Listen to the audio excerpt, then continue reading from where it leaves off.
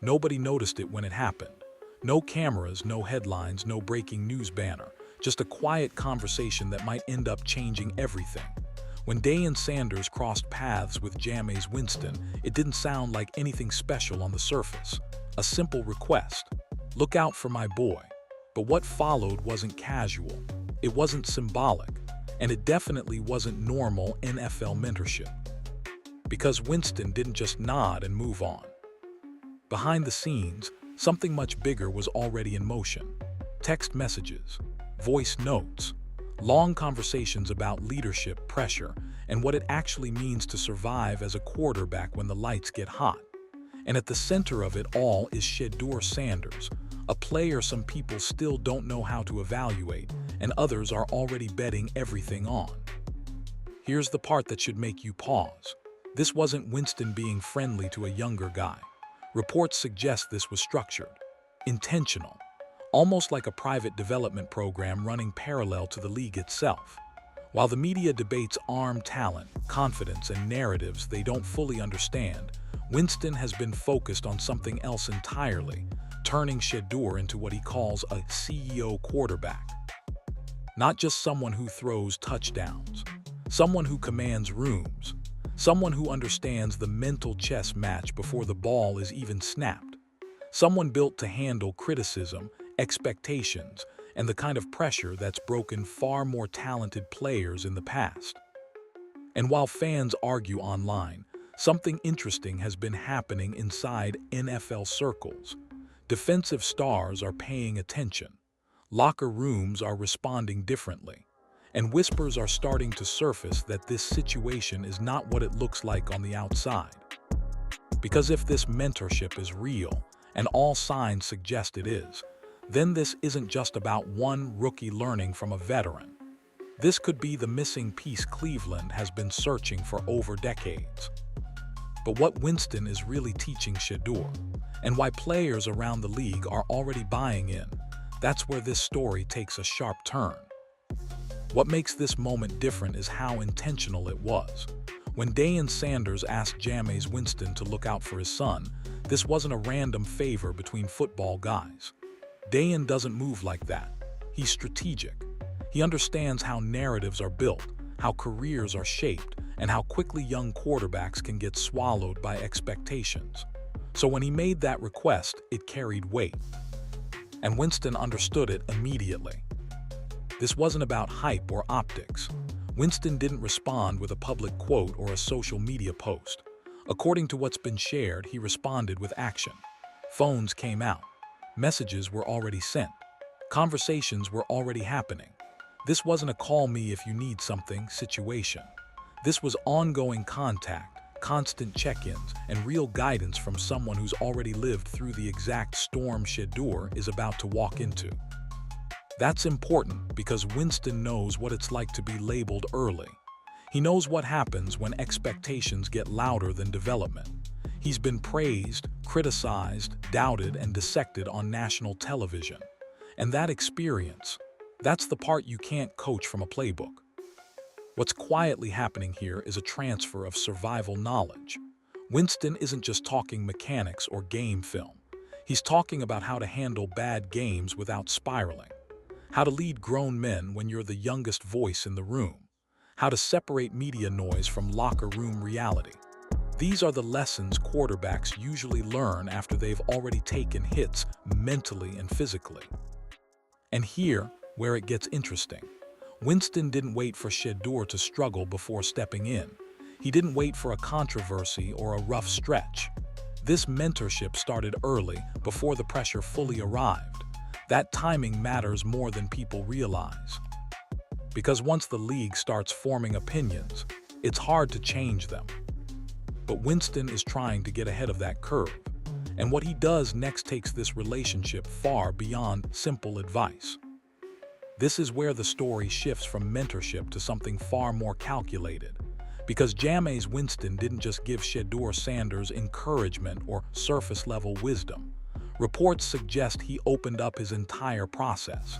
The same routines, the same mental frameworks, the same preparation habits that took him years to refine under pressure. We're talking about daily communication, voice notes breaking down decision-making, texts focused on situational football, not stats, conversations centered around wins, leadership, and control, not highlight plays. Winston has been clear about one thing above all else: numbers don't matter if the locker room doesn't believe in you. That mindset is deliberate. It's the CEO quarterback mentality Winston keeps stressing. The idea that the quarterback isn't just a player, he's the temperature of the entire team. When he's calm, the offense breathes. When he's rattled, everything collapses. Winston learned that the hard way early in his career, and now he's making sure Shedeur doesn't have to.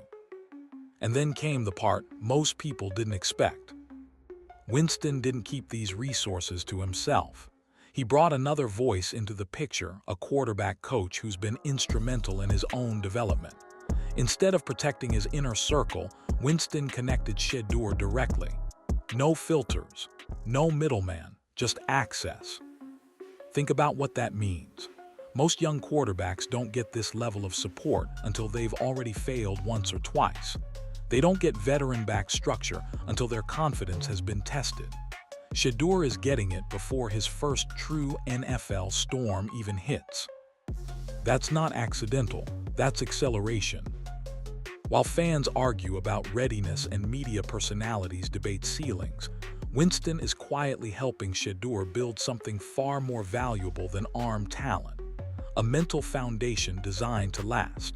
And once that foundation starts to show up on the field, people around him begin to notice, especially the ones whose opinions actually matter inside the building. And that's where this story starts to pick up real momentum.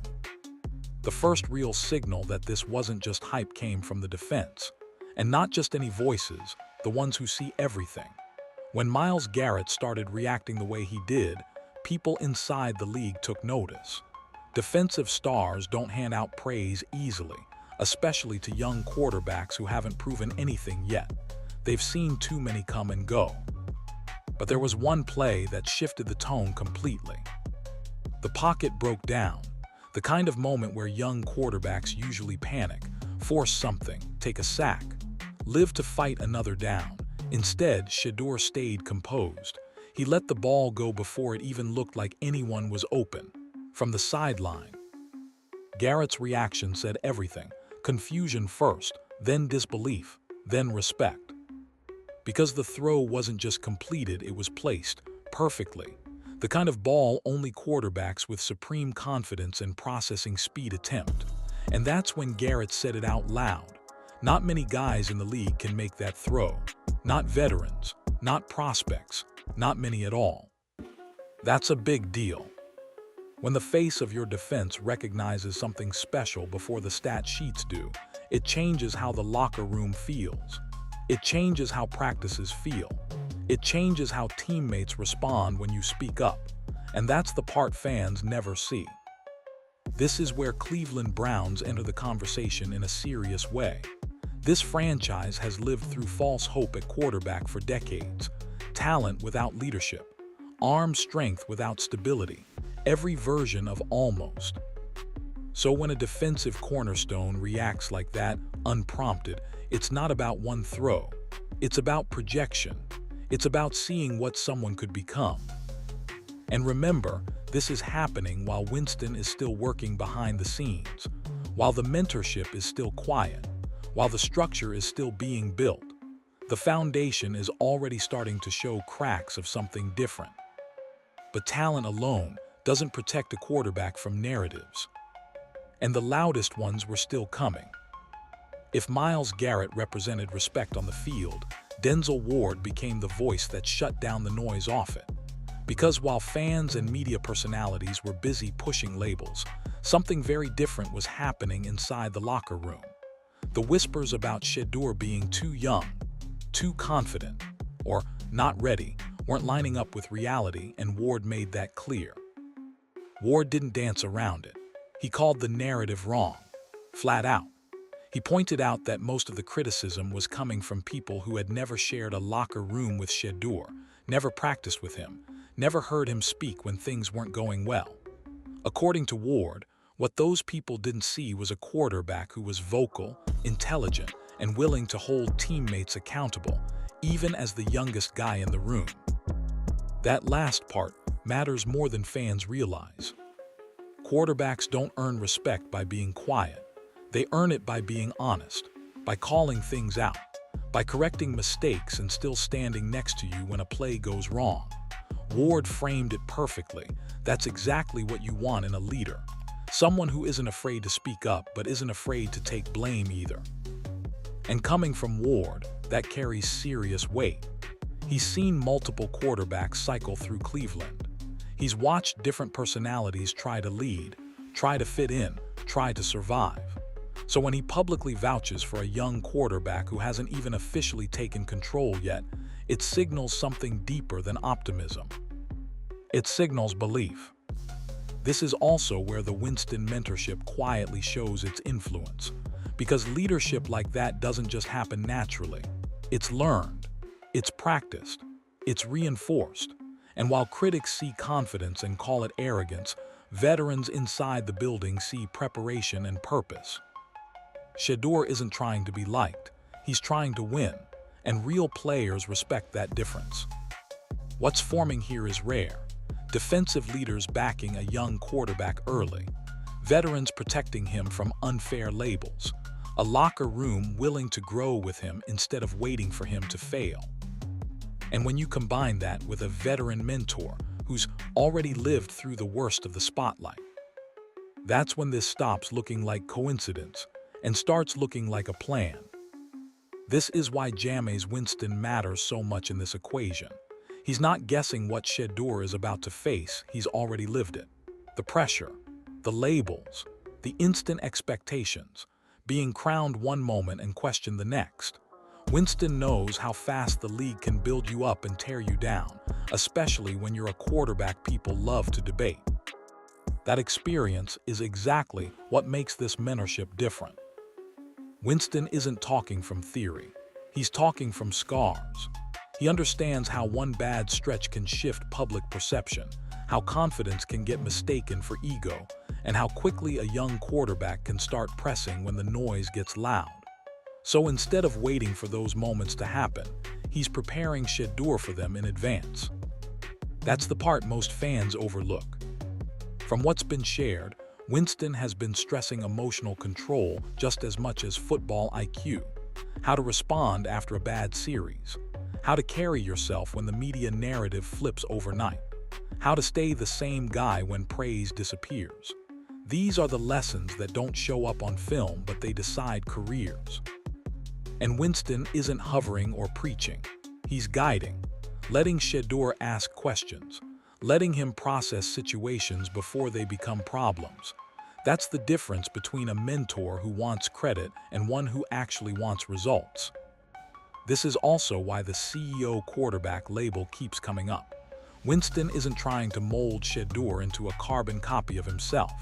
He's teaching him how to manage everything that comes with the position: teammates, expectations, momentum, failure. Because in the NFL, the quarterback isn't just responsible for plays, he's responsible for belief. When things go wrong, the locker room looks at him first. When things go right, they follow his lead. That's not something you turn on overnight. What's happening here is rare because it's proactive. Most quarterbacks learn these lessons after they've already been knocked around. Shedeur is learning them before the league fully tests him, and that gives him an advantage you can't measure with stats or draft grades. But now comes the real question. All of this preparation, all of this support, all of this belief, it only matters if the organization meets the moment. Because even the best foundation can crack if it's built on the wrong structure. And Cleveland is standing right at that crossroads. This is where everything shifts from personal development to organizational responsibility. Because Cleveland Browns have been here before. Talented quarterbacks, high expectations, strong defenses, and somehow it never fully clicks. The difference this time is that the groundwork is already being laid before the franchise even makes its final commitment. Inside the locker room, the message is getting louder. The defense isn't asking for miracles. They're asking for stability. They're asking for an offense that doesn't put them right back on the field after 3 plays. And voices like Denzel Ward have been clear about what needs to happen next. Surround the quarterback, invest in weapons, and stop wasting elite defensive years. That's where Shedeur changes the conversation. He's not coming in cold. He's not walking into the building as a raw project. Between Winston's mentorship and the early trust from defensive leaders, Shedeur already understands the expectations. Win games, control the moment, lead without flinching. But none of that matters if the front office doesn't follow through. This is the part Cleveland has to get right. Receivers who can separate, protection that gives a quarterback time to operate, a system that doesn't ask him to be Superman every snap. Because if Shedeur is forced to carry everything early, the same old problems resurface. Pressure builds, mistakes get magnified, narratives turn ugly fast. But if the Browns commit, truly commit, this situation looks very different. You suddenly have a defense that can play freely, knowing the offense can respond. You have a locker room aligned around a young quarterback who's already earned respect. And you have a player who's been mentally prepared for exactly this moment. What makes this dangerous for the rest of the league is timing. Shedeur isn't learning on the fly. He's arriving prepared. He's being guided by someone who understands the traps. He's being protected by veterans who believe in him. And if the organization matches that energy, Cleveland isn't just fixing a position, they're rewriting a story that's haunted them for decades. Because once confidence spreads through a building, it doesn't take long before wins follow. And if this works, the rest of the AFC North is going to feel it sooner than they expect. Hear why this entire situation has people inside the league paying attention. This doesn't feel rushed. It feels deliberate. And that's rare when it comes to young quarterbacks. Usually, teams throw them into chaos and hope talent saves the day. This time, the chaos is being managed before it even shows up. Think about the alignment happening right now. You've got Jameis Winston quietly shaping the mental side of the position. Not publicly, not for credit, just consistent guidance. You've got defensive leaders like Myles Garrett and Denzel Ward signaling trust before the season even demands it. And at the center of all of it is Shedeur Sanders, absorbing information, building habits, and stepping into leadership without trying to force it. That combination matters more than any highlight throw. Because when things go sideways, and they always do in the NFL, the difference between quarterbacks who survive and those who crumble comes down to preparation. Not arm strength, not confidence alone. Preparation, emotional stability, trust inside the building. Those are the things Winston is helping install early. This also reframes the entire Cleveland conversation. For years, the Browns have been searching for answers at quarterback, cycling through talent without consistency. This time, the approach feels different. Instead of waiting for problems to appear, they're addressing them in advance. Instead of letting the media define the story, the players inside the building are setting the tone themselves. That doesn't guarantee success. Nothing in this league does. But it does give Shedeur something most young quarterbacks never get, a real chance. And that's what makes this moment dangerous for everyone else. Because if this foundation holds, Cleveland doesn't just get better, they get stable, they get confident, they get unified. And once that happens, momentum becomes hard to stop. The league has seen this movie before. It always starts quietly. A veteran mentor, a locker room shift, a young quarterback who's more prepared than people realize. The only question left is whether Cleveland finally follows through. Because if they do, this won't just be another development story. It'll be the one people wish they'd taken seriously sooner. This is why calling this situation hype completely misses the point. Hype is loud, hype is rushed, hype is built on clips and captions. What's happening here is quieter and far more dangerous. It's a setup. And it started long before most people were paying attention. When Deion Sanders asked Jameis Winston to look out for his son, he wasn't asking for motivation. He was asking for insulation, protection from the same traps that have swallowed young quarterbacks for years. And Winston didn't just accept that responsibility, he expanded it. He turned it into structure, into preparation, into a roadmap built from experience instead of theory. That's why this feels different.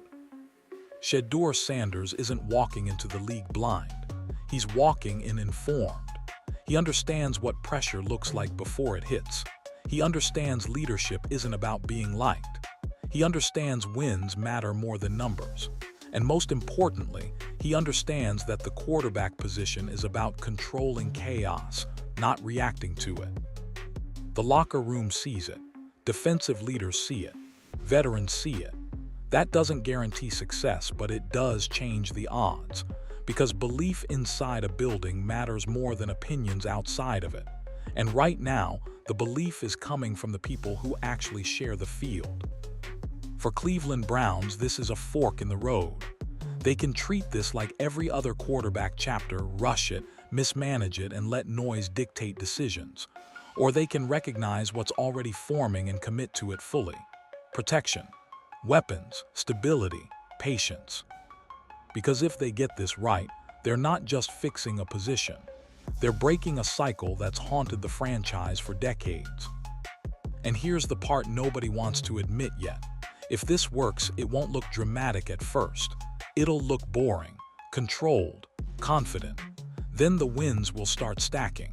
And by the time the rest of the league realizes what happened, it'll already be too late. So the real question is whether Shedeur has the talent. That's obvious. The real question is whether Cleveland finally understands what they've been handed. Because this isn't hype. It's a setup.